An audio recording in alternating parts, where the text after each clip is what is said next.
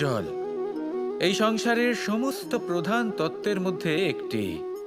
এই জল যে কোনো জ্বালা দূর করে, আগুনকে নিভিয়ে দেওয়ার ক্ষমতা রাখে, অবিরল অবিচলভাবে প্রবাহিত হতে পারে, একে কেউ বাধা দিতে পারে না।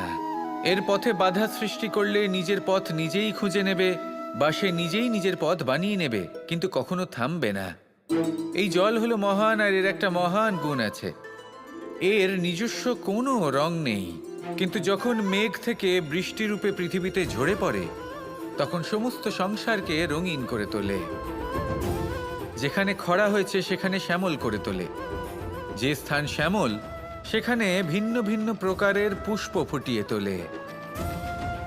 এই জল, এই জলের মতন আমাদের হতে হবে। ওর যেমন কোনো রং নেই, আমাদেরও যেন কোনো অহংকার